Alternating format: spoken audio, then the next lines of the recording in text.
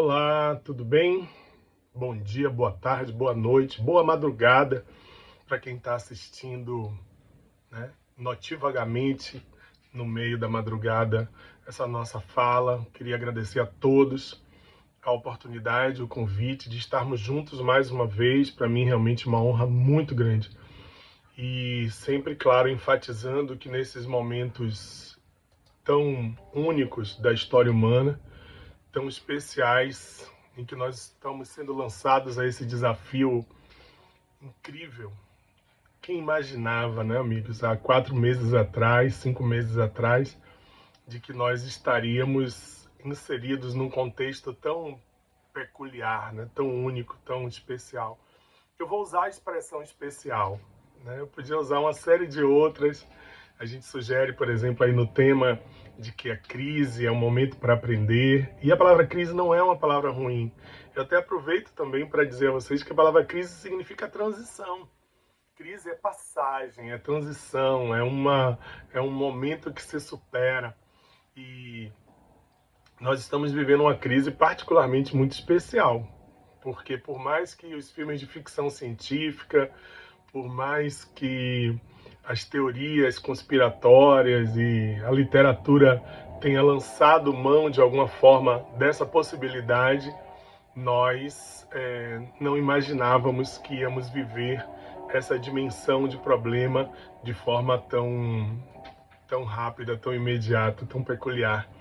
Eu escolho esse vídeo, é um vídeo que eu acho que vocês conhecem, tenho quase certeza que sim. Ele é um vídeo que coloca-nos, curiosamente, numa dimensão muito apropriada. O quanto que nós somos pequenos diante do imenso cosmos que existe, diante da criação divina. E eu vou falar um pouco sobre isso hoje. O quanto que nós somos uma partícula ínfima desse universo criado pelo nosso Pai Celestial, mas ao mesmo tempo, dentro desse mesmo contexto, nós somos imensos. Protágoras, o grande filósofo sofista da Grécia Antiga, o homem que antecedeu Sócrates, ele dizia que o homem é a medida de todas as coisas. E como medida de todas as coisas, nós temos que dimensionar o grande e o pequeno a partir de nós. Vou falar disso daqui a pouco e vou mostrar a vocês como nesses momentos de pandemia a gente tem mirado o céu com um cuidado muito maior e ao mesmo tempo percebendo a nossa ínfima posição como partícula da criação, ao mesmo tempo percebemos a imensidão que nós somos e o poder imenso que nós temos para realizar grandes coisas, para sermos o motum permanente de transição. O papel que nós temos nesse momento no planeta é de uma dimensão inimaginável. Nós que estamos aqui, né, que ao mesmo tempo miramos, como dizia nosso Castro Alves, né, eu sou pequeno, mas miro os Andes, ao mesmo tempo estamos como célula importante deste grande processo que é a máquina criadora do universo, sendo convidados a refletir sobre o papel que nós temos. É muito legal esse vídeo, né? Então ele sai de uma pessoa, vai até o cosmos infinito, alcança a Via Láctea e volta para mostrar também como nós somos aqui grandes diante das partículas, né, que compõem todo esse universo também. É muito bonito isso. Então eu queria convidar vocês nesse processo a gente continuar nossa reflexão, a gente continuar entendendo como esse momento peculiar e o nosso olhar sobre o todo pode nos permitir, diante da cosmovisão espírita que nós temos, interpretar a realidade e, quem sabe, modificá-la da forma que precisa ser modificada.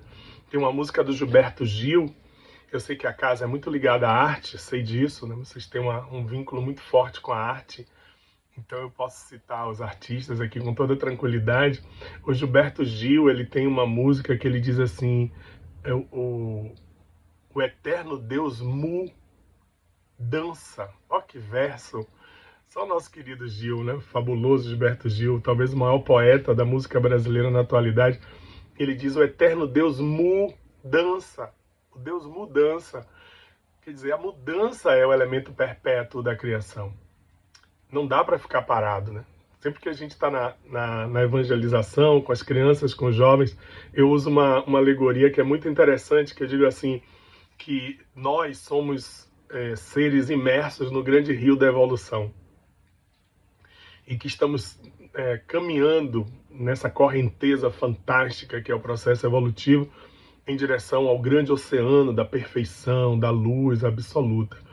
E que esse é um rio em permanente movimento. Aí eu sempre digo aos meninos, vocês devem conhecer essa metáfora, que nós temos várias opções. A opção de ficar parados, e aí vem a correnteza e arrasta a gente sai rolando, é a dor que nos conduz. Tem aqueles que optam, inclusive, por navegar contra a corrente, aí é mais perigoso ainda, né? Os percalços, as pedras, os troncos que vêm machucam mais ainda, então a dor é mais incisiva, e são aqueles que optam por adquirir dívidas e compromissos. E tem aqueles que somos nós, eu espero, que vamos nadando em direção à correnteza, que olhamos o grande mar de longe, que é o mar da luz, da perfeição, do encontro nosso com a nossa origem, com o nosso Pai, e aí nós nadamos a favor da correnteza, mas é sempre uma correnteza que muda, que acelera, que corre, que caminha. Nós estamos no momento desse particular, nós estamos no momento em que a correnteza deu uma acelerada. E aí, às vezes, não é tão fácil assim lidar, né, com esse momento em que em 4 meses, 5 meses, eu não sei quando você vai assistir esse vídeo, então eu não vou fechar uma data, mas nesse momento que nós estamos gravando, que estamos aqui falando para vocês, né, nós estamos a 4. Eu sempre uso o dia 13 de março como referência, como eu sou professor, e no dia 13 de março de 2020 foi a data que as escolas começaram a suspender as aulas. Então a gente está aí há 4 meses num estado de coisas muito peculiar. Quem diria, né, amigos? Voltando aqui, quem diria? Então a gente precisa fazer essa reflexão, a gente precisa perceber, né, dessa dimensão e com o olho no universo, mas entendendo. Sabe aquela história que não lembro se é do Milton Santos, que pensar localmente, não, pensar globalmente e agir localmente. Por isso que eu passei aquele vídeo para vocês. A gente vai se entender como uma parte do universo, como uma unidade criativa, pensante do universo, mas ao mesmo tempo agindo e pensando localmente dentro da nossa casa, do nosso ambiente, como essa crise vai nos ensinar mudanças, como esse momento especial vai nos ensinar coisas para modificar, para alterar o nosso locus, a nossa realidade. Então eu vou fazer um convite a vocês para que, sobre os olhos de Kardec, sobre o olhar do nosso querido guia e mestre referencial, né, o homem mais próximo de nós, sempre digo assim, Jesus disse, vós sois deuses, né? E eu acredito muito nisso, que nós somos todos partículas. Eu vou falar disso daqui a pouco. Nós somos partículas indiscutíveis da criação e por isso somos parte do Criador também. Então nós somos deuses. E aí Jesus veio para ser nosso irmão de maior referência, mas ele nunca nos deixou desamparados, nunca deixou que a gente tivesse com, eu chamo de avatares da paz e da luz nos acompanhando. Aí tem uma lista enorme, né? Enorme. Essa lista é incrível, vários campos da criação, da arte, da caridade, da filosofia. Então a gente tem um enumerar aí de Sócrates e Platão e São Francisco de Assis e Madre Teresa, Irmã Dulce, Michael Jackson, né, que está aqui sempre muito próximo de mim, esse artista fantástico que veio falar de paz, de luz, né, que veio trazer através da arte tanta coisa bacana, né? Tem aqui do lado aqui um panorama do Michael e Kardec, né, amigos? Kardec, que coisa! Eu tendo sempre a me emocionar muito quando eu penso nesse homem. Primeiro porque ele foi um educador, né? Muitos de nós somos educadores nas mais variadas formas, educadores pela saúde, educadores domésticos com nossos filhos e aqueles que caem sob nossa responsabilidade, educadores mesmo, como é o meu caso e o caso de muitos que estão agora me ouvindo, que são professores. Então, eu sempre que penso em Kardec, penso que ele foi um educador que optou por educar almas, por transformar o trabalho dele. Quem nos dera, né? Quem me dera, assim, que eu pudesse um dia fazer um ínfima parte do que esse grande educador fez, que o nosso Kardec nos trouxe. Ele pegou o cristianismo que precisava naquele momento, durante a Revolução Industrial, em que o materialismo estava tão premente, tão forte, as máquinas, as coisas surgindo, os discursos materialistas e Darwin e Marx, né, trazendo tantas coisas fantásticas, mas ao mesmo tempo colocando a ciência como uma referência absoluta. E aí precisava de um ponto de equilíbrio. Precisava, quando a crise da espiritualidade estava vivendo, aí veio a oportunidade de aprender. E Kardec nos trouxe a nossa doutrina de luz, sem fanatismo, sem proselitismo exagerado, mas que seríamos de nós se não tivéssemos esses avatares, cada um na sua filosofia, nós espíritas, os simpatizantes da doutrina, não tivéssemos nosso Kardec abrindo nossos olhos, ampliando nossas perspectivas, para que a gente entendesse muito melhor o mundo que está ao nosso redor. Então, arte, ciência, filosofia e religião. Ricardo, você colocou arte aí. Eu sou um seguidor de Leon Denis, assim, ferrenho, sabe? Acho o Leon Denis, assim, o cara. E tenho muita vontade de fazer uma produção sobre Leon Denis, né? Preciso de um co-roteirista, né? Convidar um aí desse, um André Peixinho da vida, que é um homem que domina tanto a vida e a obra de Leon Denis, para me ajudar. A gente fez um filminho, né, sobre Kardec, agora eu quero fazer um filme sobre Leon Denis. É arte, porque o espiritismo trata de beleza, de sensibilização, de encontro com algo transcendente maior, e a arte faz isso muito bem. É ciência, porque usou todas as premissas da ciência materialista da época, né, newtoniana, cartesiana, filha do pensamento científico do século XVII, século XVIII, para construir o nosso senso de espiritualidade, a ciência da espiritualidade. Isso é belíssimo. Como Kardec conseguiu isso. Filosofia, porque para que a gente reflita sobre de onde viemos, quem somos e para onde vamos, quais os nossos desejos, aspirações e talentos. E claro, é religiosidade também. A doutrina espírita, ela não pode ser uma religião na acepção da palavra mais tradicional, porque ela não tem dogmas absolutos, né? As verdades espíritas, elas são permanentes e imutáveis ao mesmo tempo, porque a gente entende o senso de evolução espiritual. Então existem as verdades absolutas, mas o nosso entendimento sobre essas verdades, ela vai variando com o nosso aprimoramento espiritual. Mas o mais importante é que o espiritismo, ele não tem liturgias, né? Embora alguns tentem implantar liturgias na doutrina, mas não existe. Não tem nada lá em Kardec, não tem nada lá no cristianismo primitivo que estabeleça liturgias, ou seja, cerimoniais ou vestimentas sacerdotais. Nada contra as doutrinas que adotam isso, mas nós não temos. Então, a gente precisa aos poucos ir se libertando um pouco disso, amigos espíritas, falando de irmão para irmão, evitar as liturgias. Eu vejo às vezes em determinadas casas, não é uma crítica, como eu digo, é uma fala de irmão para irmão, que vão se criando hábitos, sabe, que começam a virar, em alguns casos, manias, e em alguns casos, liturgias ou cerimoniais.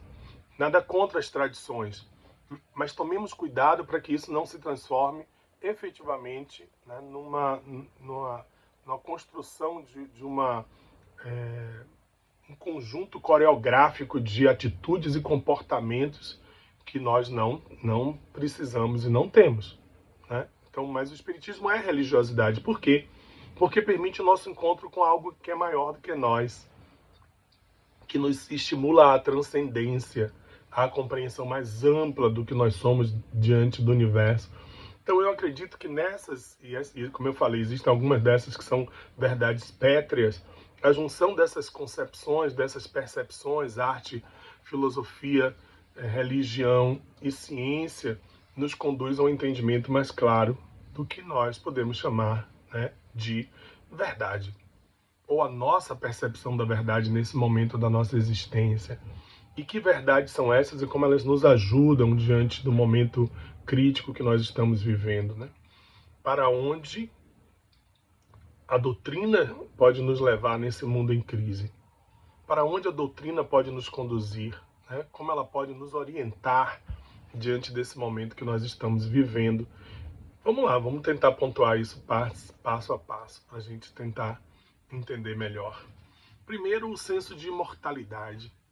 Nós somos seres eternos, eternos, vivendo uma experiência volátil biológica, mas nós somos seres eternos.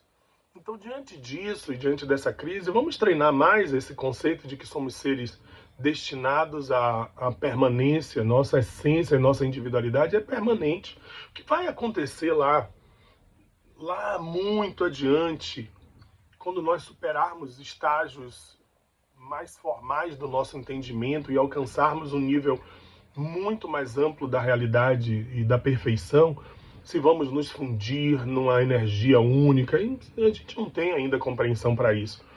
Mas nesse momento sabemos da nossa individualidade. No nosso estado atual, eu estou encarnado com essa forma, que jeito, né? Não muito agradável, mas estou encarnado nessa forma, eu estou encarnado com essa particularidade, com esse nome, com esse registro, nesse lugar especial que é a nossa cidade. Então, nós temos esse domínio momentâneo de uma certa individualidade, mas ela possa mudar de forma, ou mudar de nome, nós continuaremos eternos. Então, eu tenho sentido medo, não sei se eu posso confessar isso para vocês. Não é necessariamente, pessoal, medo de morrer, né? A gente primeiro sabe que não deve ter medo de morrer porque não existe a morte. Mas eu tenho tido receios, assim, diante da pandemia, diante do crescimento de óbitos no mundo todo. E quando parece que está tudo se organizando, aí vem uma nova leva. Vocês estão vendo os países europeus sendo avassalados de novo, a própria China sendo avassalada de novo por mais uma onda. A OMS essa semana revela de que a gente não pode se iludir de que não é uma coisa passageira. Então é uma onda muito maior, é um tsunami mais demorado. Então eu sinto às vezes receio. E confesso para vocês, que são meus amigos, que eu tenho um pouco de vergonha disso, mas tenho receio. E eu receio, sinceramente, mais pelo meu entorno, pelos meus idosos queridos, que estão mais vulneráveis a uma situação dessa, as nossas crianças e jovens. Sinto às vezes um receio por mim também, porque eu não tenho nenhuma intenção de desencarnar agora. Se você estiver assistindo isso após o meu desencarne, então, por favor, ore por mim, me convide ao trabalho para eu continuar trabalhando. Eu estou rindo, mas é verdade, né? Você pode estar ouvindo isso e eu já ter passado. E Ricardo ser só uma fotografia e ser só uma lembrança querida que você vai trazer. Eu espero que querida, né? Mas se eu já tiver passado, né? Então, ore por mim. Me chame para o trabalho. Quando vocês estiverem reunidos para as ações sociais, por favor, né? Me chamem, me convidem. Eu quero participar do trabalho convosco, né? Me orientem, por favor. Mas se eu ainda estiver aqui, e eu espero estar aqui, porque eu tenho alguns projetos que ainda quero fazer. Quero terminar meu longa-metragem de ficção, né? Já fiz muito documentário, quero fazer um filme de ficção. Eu quero ser avô, que dizem que é muito bacana, né? Quem é avô diz que é massa, que é muito legal.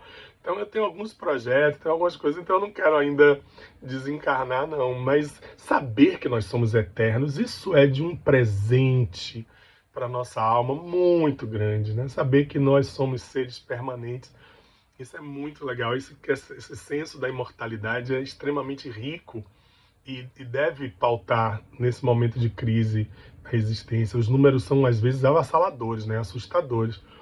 Então, país beirando, né, em torno de 100 mil óbitos provocados por uma doença em especial é muito assustador. Mas que isso sirva de norte para que a gente tente superar. Porque assim, se você pensa que você é um ser imortal, primeiro, o individualismo ele começa a ser superado, porque você percebe que não adianta pensar em si só. Você tem que pensar no seu entorno, pensar em todos que estão ao nosso redor e as pessoas que precisam da gente. Primeira coisa que eu acho que é deveras importante. O consumismo desenfreado. Vocês perceberam como a gente aprendeu? Eu fiz até um meme, nem postei ainda, eu adoro rede social, mas vou postar. Que é o sapato na porta. Eu vou tirar uma foto e botar assim, poxa, eu tô há 4 meses usando o mesmo sapato, cara. Então você imagine Quando hoje eu abro as gavetas, abro as coisas em casa, a não sei isso aqui, né? Essa coisa que vocês estão vendo aqui, que tem, aliás, muito mais aqui ao redor, que são os livros, esses eu não tenho onde correr, não tenho como abrir mão deles.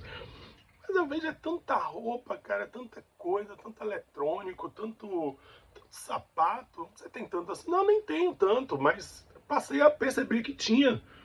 Que vivi 4 meses sem shopping center, né? Tranquilamente. E você ia muito? Ia, porque ia para comprar alguma coisa, para o cinema e tal. Estou há 4 meses cozinhando em casa, adoro cozinhar. Vendo o cartão de crédito diminuir absurdamente a fatura mensal. Isso é incrível. Eu falo das despesas domésticas, né? Não falo de outras despesas, das cestas que a gente está nesse projeto aí, né? Caminhando, fazendo esse trabalho aí nas ruas, com nossos irmãos que estão na rua. Então a gente tem despesa com isso, tem despesa com parentes, familiares, mas eu falo das despesas da casa, das despesas com o restaurante, com tanta saída para rua, com roupa. Cara, né? Imagina. Eu sempre tenho comentado nas falas que eu estava há 4 meses atrás mobilizado por uma grande reforma que a gente ia fazer em casa, já fazendo conta, e porque eu ia precisar trocar o carro, achava que precisava trocar o carro. Eu chego agora à constatação de que isso é absolutamente irrelevante. E o hedonismo, pessoal? E aí eu não sei se eu posso falar muito pessoalmente, mas posso falar mais pelos meus jovens, pelos meus meninos, meus alunos, meus jovens do movimento espírita, que a gente via, né, uma tomada muito forte dessa coisa do hedonismo, das festas, as coisas, nada contra, muito pelo contrário, adoro festa, adoro, mas eu via muitos meninos muito focados assim, sem isso, sem uma festa, meus alunos, sem bebida alcoólica e tal, e tiveram que dar uma pausa. Então foram meses de pausa de algo que parecia essencial à vida e não é. Então eu acredito que são fatores realmente que no senso de imortalidade a gente começa a perceber com mais clareza que são superáveis. E que eu acho que chegou a hora, sim. É hora da gente tomar decisões que são importantes e significativas. Abrir mão de um consumismo exagerado, mudar as prioridades, olhar mais para as pessoas ao nosso lado, né? Pensar mais do ponto de vista de uma mente que habita um corpo que é imortal, que é eterno. E se você começar a enumerar as decisões que você precisa tomar e tomá-las agora, não esperar a pandemia passar, que não vai passar. Não é que a pandemia não vai passar, mas esse estado de coisas não vai voltar. Ontem eu ouvia um diretor de escola, de uma grande escola daqui de Salvador, qual eu trabalho há muitos anos, dizer assim: ninguém se iluda. A educação nunca mais vai voltar a ser a mesma. Vocês perceberam o tempo que a gente perde em deslocamentos quando a gente pode fazer as coisas online? Não estou abrindo mão de ir no centro espírita, muito pelo contrário. Não estou abrindo mão das palestras presenciais, porque elas são outros momentos que têm outros significados. Não estou abrindo mão da aula presencial, nem de ir a um teatro, nem de sair para comemorar com amigos e ir num restaurante. Não estou dizendo isso. Mas a quantidade de tempo que a gente passa poluindo o planeta, gastando combustível, quantidade de tempo em deslocamentos, em gastos de roupa, de tanta coisa desnecessária, é o momento para começar a tomar decisões. Para quando essa onda do problema sanitário, pandêmico passar, não passem as conquistas que nós trouxemos dentro desse processo, sem dúvida nenhuma, né? Até porque nós vamos voltar. Olha só, outra coisa incrível. Nós vamos voltar, nós somos seres palingenésicos, vamos reencarnar ainda nesse planeta. Espero que não muitas vezes, mas nós vamos, a reencarnação é incrível. E eu espero sinceramente que quando a gente voltar, nós tenhamos deixado para nós mesmos, na próxima ou nas próximas encarnações, um planeta melhor, né? Com valores mais ricos, com elementos mais poderosos, mais voltados para a alma do que para as coisas. Eu falei de Karl Marx, eu sou um grande admirador de Marx, né? Karl Marx, ele dizia que as máquinas, as coisas começaram a absorver o espírito humano. Então a gente começou a ser engolido pelas coisas, né? Então a gente tem que pensar em algo muito mais amplo, que é espiritualidade, né? Que é algo que vem acima disso tudo. Claro que pensar em reencarnação num momento como esse é muito rico. Primeiro que diminui o medo do desencarne e ao mesmo tempo a gente pensa sinceramente que nós somos seres com uma potencialidade, como seres palingenésicos, seres espirituais que voltam para experiências sucessivas, como nossa Joana diz, para essa sala de aula do amor, que é a reencarnação, nós temos que nos pensar como seres muito mais amplos, né? Com múltiplas potencialidades e percepções. Somos seres criativos, então temos muito a oferecer ao planeta e às coisas que virão no futuro, né? Então nós somos seres sensórios, então temos que trabalhar as sensações. Nós vivemos um momento muito forte, né? Superamos o instinto, vivemos as sensações, mas que essas sensações elas sejam depuradas cada vez mais para poder se transformarem em sentimentos. E aí sim, somos seres obviamente racionais e a razão é um elemento fundamental. Lembrem-se, é porque vocês estão vendo aqui do lado, tá? É uma técnica assim audiovisual, mas na verdade eu tô olhando para frente. Então eu vou disfarçar, fazer de conta que eu tô lendo aqui, mas eu tô lendo cá. Se ensinais coisas que a razão rejeitará mais tarde, produzireis uma impressão que não será durável nem salutar. No momento desse, em que a ciência está sendo questionada de todas as formas, e que tem inclusive autoridades querendo trabalhar com pseudociências, né, com soluções mágicas, com remédios, né? Vocês sabem bem do que a gente está dizendo. Se a razão e a ciência não for, porque esse Kardec fez, né, com auxílio dos espíritos isso, então não adianta. Se você ensina coisas que não têm profundidade, ficarão no futuro como piadas, como elementos jocosos e não como ciência verdadeira. E claro, nós somos seres também que nesse momento estamos movidos por fortes emoções internas. Então, se a gente se pensa como um ser global, integral, com esses elementos os mais variados, e sabemos que isso tem que ser depurado de uma encarnação para outra, nós vamos dar um avanço muito grande. Estamos vivendo também, nesse momento especial, vou sair um pouquinho da pandemia, mas cada vez mais forte a sensação e a crença de que não estamos sozinhos no universo. Então, o conceito da pluralidade dos mundos habitados, eu que sou nerd convicto, fã de carteirinha desses filmes de ficção científica, vou aproveitar aqui, ó, para a moçada que gosta de Star Trek, passei a minha vida, ó, a Enterprise aí, ó, o símbolo da Federação, ó, o Kirk e o Spock aqui, ó, o Spock fazendo, olha que coisa bonita, né? Vida longa e próspera, que bonita aqui a ficção científica, um pedaço aqui do planeta de Spock, de Vulcano. Isso aí para os iniciados, né? Para aquela galera que gosta de ficção científica.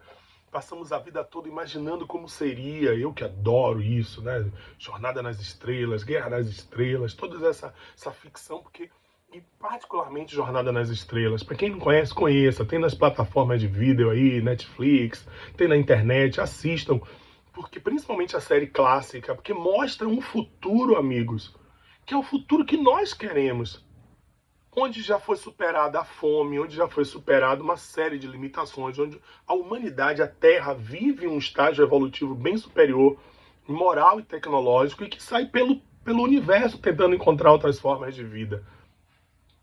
Eu não sei se vocês sabem, olha o que é atualidade, hein? Vou mostrar a vocês aqui o que é ser atual. Olha para cá a notícia, aqui, né? Aqui do lado, mas eu tô aqui, vou ler aqui. Robô da NASA parte em missão para Marte em busca de vida em local que já foi um lago há bilhões de anos. Olha a data, vou marcar a data aqui, ó, 30 de julho de 2020, tá lá a data, 30 de julho de 2020. Então imaginem, né? Estamos vivendo, quem sabe, o primeiro contato que faremos com irmãos nossos, a gente não sabe em que estágio evolutivo, mas com irmãos nossos em outras orbes. É impossível que não exista vida em outros planetas, e o Espiritismo sempre foi muito claro em relação a isso. Mais uma coisa para nesse momento a gente pensar. Eu vou falar uma coisa bem pessoal para vocês aqui. Eu tenho, sabe, pegado assim situações que eu fico envergonhado comigo mesmo. A situação do nosso país é uma situação tão esdrúxula, amigos. A gente está vivendo uma situação tão absurda em que a ciência aponta para um lado e os poderes estabelecidos apontam para um outro. em que a sociedade quer vida e saúde, educação, e os poderes instituídos sabotam a educação, trabalham contra a saúde pública. Vocês viram, não gastamos nem um terço do que existia para ser gasto com a Covid, com o tratamento, né, com a prevenção da pandemia. Quantos desses dezenas, centenas de milhares de mortos não teriam sido, né, quanto sofrimento não teria sido evitado? Então nós estamos vivendo uma situação absurda. E eu de vez em quando me pego com raiva, me perdoem.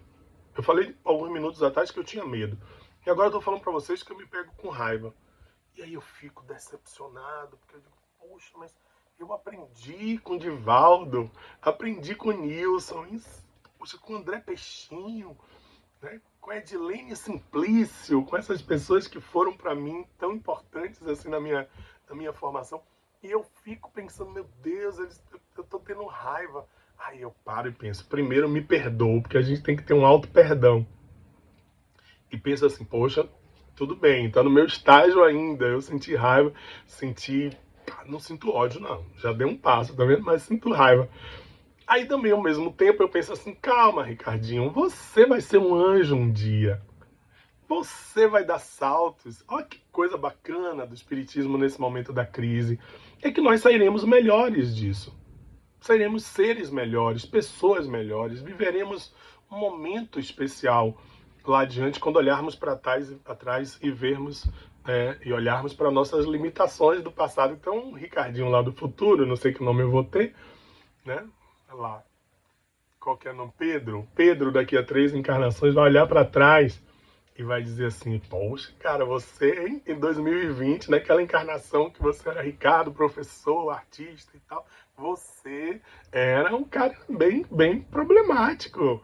E isso aí é bacana, saber que seremos melhores e que daremos saltos muito significativos no nosso processo de evolução para, quem sabe, vivermos em breve angelitude. Eu gosto dessa imagem, a imagem já está saindo, mas vocês viram que é uma imagem do anjo, né? Que é uma coisa de matriz católica, que é muito bacana. E eu vejo de vez em quando no próprio movimento espírita se usar essa expressão, né, da angelitude. E essa angelitude se consegue nesse ciclo virtuoso, que é a evolução intelectual. Demos um grande salto nos últimos, né, anos, que vai levar a nossa evolução moral e que vai levar a Jesus. Então é nesse círculo, nesse processo contínuo que a gente tem que acreditar. E aí a gente fica otimista. Às vezes dá um desânimo, vocês concordam? Dá um desânimo porque os problemas do cotidiano ao nosso redor, né? Tem tanta gente sofrendo, amigos.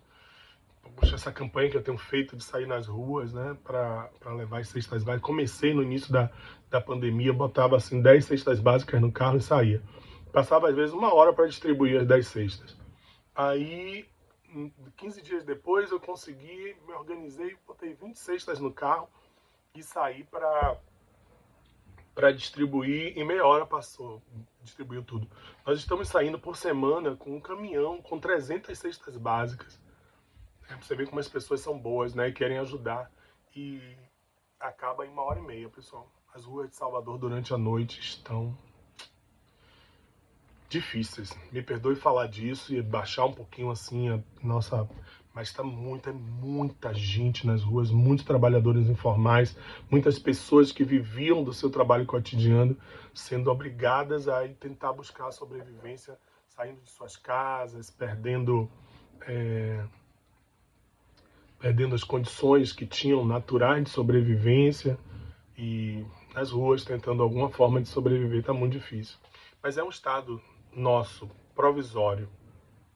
Nós vamos, eu passei aí, passando para vocês, vocês viram algumas imagens dessas campanhas nas ruas. Então são imagens bem tristes, né, que lembram países mais pobres do mundo, mas é a noite, a madrugada da nossa cidade. Mas aí, saindo, né, dessas imagens, a gente vai para isso aqui, que é otimismo e esperança. É o nosso quadro de evolução espiritual. Já passamos do estado de animalidade. Eu vou dizer a vocês, eu acho que a gente está ali entre os 5 e os 6, né? Até a angelitude, que é esse caminho, tá vendo? A materialidade, a influência da lei do causa e efeito direta sobre nós, a ignorância, a responsabilidade, o empirismo. O que vai fazer? O que a gente está caminhando? Para a espiritualidade, a influência da lei do amor, conhecimento, responsabilidade e sabedoria. É isso que a gente vai em breve, né? Se a gente aprender muito com essa experiência, a gente vai alcançar. Eu nunca deixo. Quem assiste minhas palestras sabe que eu nunca deixo de usar essa frase. O objetivo da existência é o desabrochar dos germes do divino da alma em nós. Sempre. Viva Emmanuel. E é isso aí.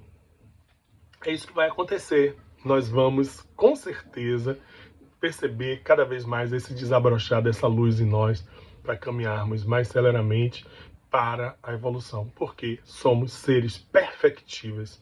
Somos seres destinados à perfeição. Isso é muito grandioso, muito importante.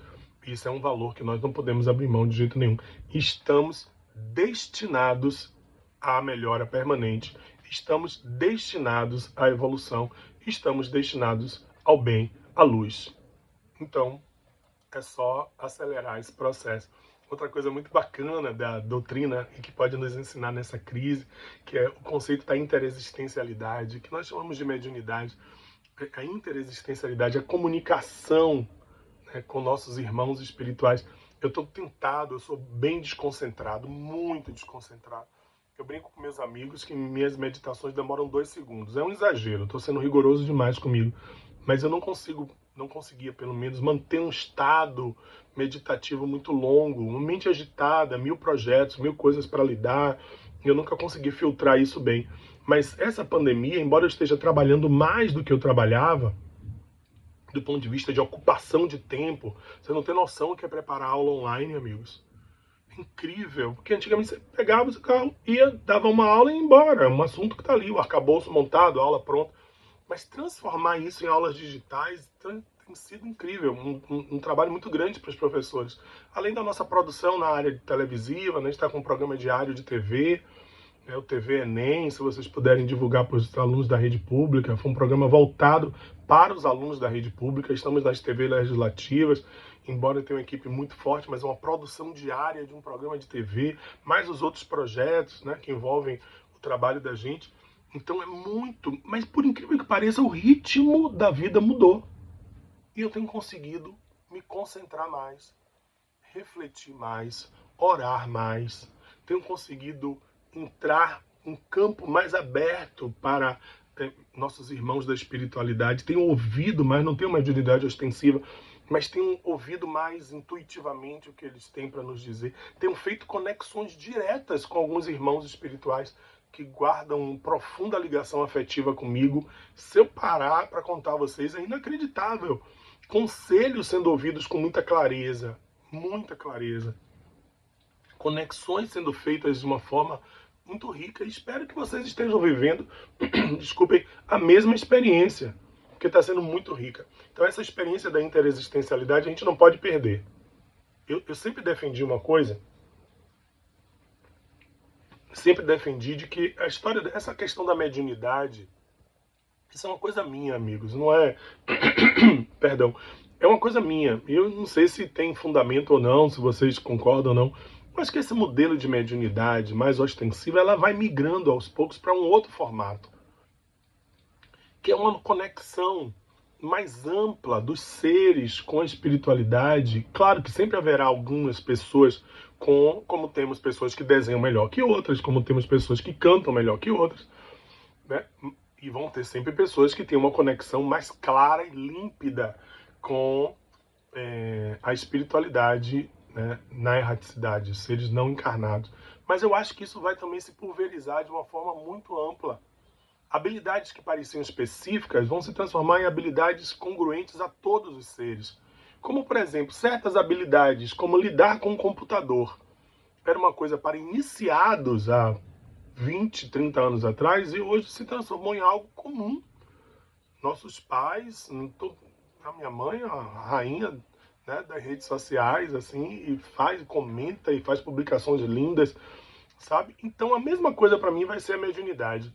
Com o passar do tempo, quem sabe não é essa oportunidade que nós estamos tendo para que a gente efetivamente possa ampliar nosso senso e nossa conexão, nossa conexão mais ampla com a espiritualidade de uma forma mais direta. E assim, absorveremos verdades, conceitos e coisas muito mais ricamente projetadas em torno de nós.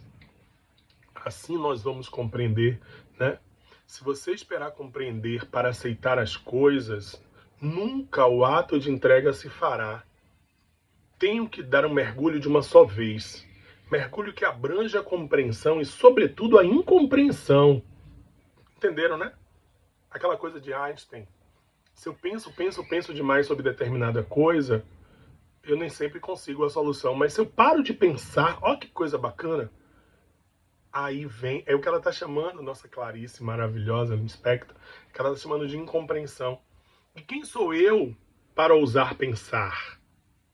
Devo entregar-me. Como se faz? Sei, porém, que é só andando que se sabe andar. E milagre se anda. Ricardo, isso não é uma contradição com o que você falou alguns minutos atrás, relativa à questão da razão? Não, são âmbitos diferentes da compreensão do mundo. A razão é a coerência com a verdade. O que ela está chamando de não pensar é o outro momento em que, através do processo contemplativo, a gente se encontra com outras dimensões. E claro, nessas nossas reflexões, eu não encontrei uma imagem que pudesse representar Deus. Então eu botei o que para mim representa Deus, que é meu contato com a natureza, com o firmamento, né, com esses momentos de conexão maior que nós temos com a nossa espiritualidade superior, que é o Pai Celestial acima de todas as coisas. E assim, conectados com Ele, nós entenderemos que estamos num momento claro de mudança. A nossa Joana diz, você vai ler aqui, tá? E eu vou ler aqui, mas faz de conta que eu tô olhando para cá, tá? Opera-se na Terra neste largo período, para não esperar que a transição seja subreptícia, que ela vai acontecer num salto, a grande transição anunciada pelas Escrituras e confirmada pelo Espiritismo. Os espíritos renitentes na perversidade, nos desmandos, na sensualidade e na vileza estão sendo recambiados lentamente para mundos inferiores, onde enfrentarão as consequências dos seus atos ignóbeis. É a mãe falando, viu, pessoal? Parece duro, mas é isso aí. Assim, renovando-se e predispondo-se ao retorno planetário, quando recuperados e decididos ao cumprimento da lei de amor. Por outro lado, aqueles que permaneceram nas regiões inferiores serão trazidos à reencarnação, de modo a desfrutarem da oportunidade de trabalho e de aprendizado, modificando os hábitos infelizes a que se tem submetido, podendo avançar sob a governança de Deus. Caso se oponham às exigências da evolução, também sofrerão um tipo de expurgo temporário para regiões primárias entre as raças mais atrasadas, aonde terão a oportunidade de ser úteis. Claro, sofrendo os efeitos danosos da sua rebeldia, mas ao mesmo tempo colaborando com aqueles irmãos que precisam desse salto para se melhorar. Então, nesses projetos, nesses processos todos de desencarnação coletiva, muitos estão encerrando mesmo o seu processo aqui, para quem sabe voltar numa próxima encarnação, numa perspectiva de melhora. Outros estão sendo cambiados para, quem sabe, planetas melhores, né? E outros estão cumprindo a sua saga, a sua oportunidade. Então vamos tentar ver se a gente se encaixa na primeira ou na segunda opção, né? Que vamos ficar aqui para vermos uma Terra melhor. Quem sabe alguns, não é meu caso, com certeza, estão sendo cambiados para outras orbes superiores. E, infelizmente, alguns talvez estejam tendo sua última oportunidade aqui de renovação. Vamos ouvir alguém que com certeza tem sempre muito a dizer sobre isso, né? Sobre essa oportunidade, esse momento. Vamos lá. Se eu fosse alguém, se eu tivesse influência, se eu pudesse realizar alguma coisa em benefício da comunidade, e se eu tivesse a menor autoridade para fazer isto, eu apenas repetiria para mim mesmo e para todos os nossos irmãos em humanidade de todas as terras e de todos os idiomas aquelas palavras de nosso Senhor Jesus Cristo. Amai-vos uns aos outros como eu vos amei. Porque amor com esquecimento de si mesmo. Porque amor nada pedindo para si. O amai-vos uns aos outros foi superado pelo amai-vos uns aos outros como eu vos amei. Amar alguém ou alguma causa sem pedir nada, sem esperar o pagamento nem mesmo da compreensão da inteligência do próximo, então trabalhar por uma humanidade mais feliz, por um mundo melhor, pela extinção das guerras e pelo incentivo do progresso em bases morais convenientes para que nós todos estejamos no melhor lugar possível que possamos ocupar no campo da vida humana, servindo ao Pai, ao Criador, a nosso Senhor Jesus Cristo e a todos os princípios cristãos, ou mesmo aos princípios mais nobres de outras religiões, para que, com o respeito mútuo, possamos vencer todas as barreiras e amar como o amor deve ser consagrado entre nós. Isto é, amor sem recompensa, é o que disse Chico. O homem dominou a máquina e fez-se senhor da técnica. Apesar disso, sofre agora as perspectivas angustiantes de um extermínio da vida. Quando considera a poluição do ar, da água e o envenenamento das terras ribeirinhas, graças aos excessos de substâncias químicas e tóxicas de inseticidas que pairam sobre as cidades mais populosas do mundo, qual fantasma de aniquilamento próximo. E não deixa de pensar nos superfoguetes com bombas de incalculável poder de destruição, armadas nas ogivas, aguardando os disparos automáticos para qualquer emergência, enquanto redes poderosas de radares tentam inutilmente detectar o inimigo de fora em arremetidas de surpresa. E tem gente pensando em guerra, quando a gente precisa pensar em vida e em paz. Que a gente precisa tomar algumas referências que são importantes para sabermos se estamos realmente providos de todas as ferramentas, sejam morais, sejam intelectuais, para que a gente enfrente os grandes desafios da existência. Nada mais de guerras, nada mais de conflitos, nada mais de ideologias exasperadas e radicalismos ideológicos e defesas partidárias. A gente viu, por exemplo, nesse momento aqui da pandemia no Brasil, políticos de posições absolutamente opostas se unindo em nome da vida. Que exemplo bonito. A gente só faz, às vezes, falar mal, e a gente tem tantos maus exemplos, né, no Brasil. Aí que a gente tem um exemplo regional aqui no nosso estado, na nossa cidade, de pessoas de pontos de vista bem diferentes, de grupos se unindo em defesa. Isso é que a gente quer, isso é que é o futuro da política. As pessoas têm o direito de pensar diferente, mas elas não podem, num momento como esse, colocar acima de tudo, né, seus interesses. Meditação, falamos disso tudo, eu acho, hoje, né? Meditação, caridade, bons pensamentos. Vamos filtrar, né, nossos pensamentos. Boas leituras. Nenhuma outra doutrina tem a riqueza bibliográfica que nós temos. Então eu imagino que a livraria do centro está aberta, né? Então, se não está, você pede online. Mas assim, eu tenho certeza que você tem muito livro espírita não lido em casa. Então tem muita coisa bacana, né? Não só livros espíritas, né, mas também obras magnânimas da literatura. Mas, particularmente, a gente tem muita coisa boa escrita, né, dentro do arcabouço do espiritismo. Bons filmes, amigo. Eu tinha que colocar isso aqui, porque isso foi muito bom durante a pandemia, né? Como a gente começou a ficar cansado de muito filme policial, de guerra, Não, tem filmes lindos aí nas plataformas para você assistir. Tem O Milagre da Cela 7, é 7 ou 9, não sei. Eu sei que é o Milagre de alguma cela. É um filme turco lindo, cheio de espiritualidade, de bons valores. Assisti um essa semana, Adu, que é sobre os refugiados na África, que fala de solidariedade, fala de superação, de redenção. Olha que palavra linda.